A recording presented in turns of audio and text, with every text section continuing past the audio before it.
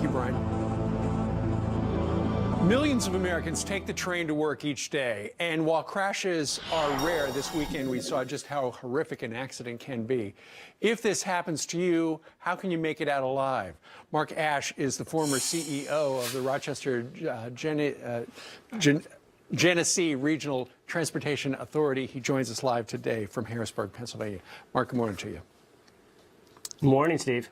You have some tips on how to survive a train accident, and people, I think, just generally think, okay, a train is a lot safer than an airplane, but you know what happened yesterday can happen anywhere. One of the first tips you suggest is know which car you're boarding. Why is that important? Well, you know, just like when we all go shopping at the mall, it's December, lots of folks are shopping. You go up to one of those maps, and there's going to be a great big a great big sign there that says, this is where you are. The same thing is true when you're boarding a train. Don't just get on. Know what train number you're getting on. Know what car you're on. So if you have to communicate with emergency personnel, you can tell them exactly where you are. Be aware of what you're getting on. And for a lot of commuters who take the same train every day, they certainly know that. You also suggest find an alternate exit. That's something that we should all practice in our lives every single day. I know when I go into a restaurant or a hotel room or a movie theater, know a secondary way to get out without going out the way that you got in. That's just good common practice. Always know a secondary way to exit. Okay. You also suggest, if you notice something is going haywire, much like Sully Sullenberg suggested to his people as he was landing that U.S. Air jet out in the Hudson, he said, brace yourself for impact. You got to do that on a train, too.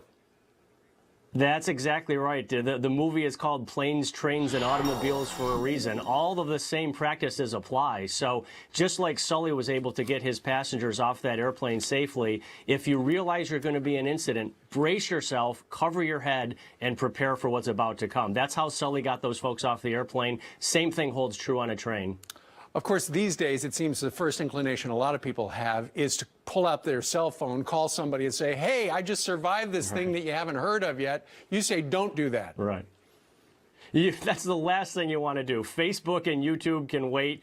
No one who loves you realizes that you've been in an accident yet. Right. So keep those lines clear. Allow the emergency personnel to communicate with one another and to communicate with you. And this is one of those where you want to make sure that people that are really badly injured, emergency personnel can get them. So wait that extra half an hour, and then you can tell people who love you that you're safe. Sure. Also, talking about fight or flight, the first inclination might be to jump off the train as quickly as possible, but you say don't do that. Why?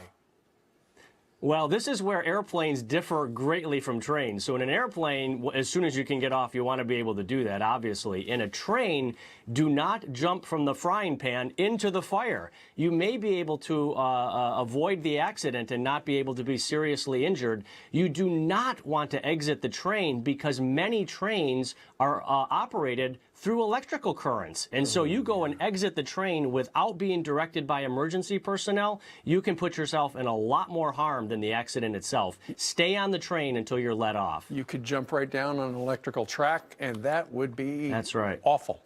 All right, Mark Aesch. That's not what you want to do. It is not indeed. All right, we thank you very much today for joining us from Harrisburg out in Pennsylvania. Thank you, Mark. Thanks, Steve. All right, 28 minutes now after the top of the hour. Next up on the rundown, the minority is becoming the majority at one community pool.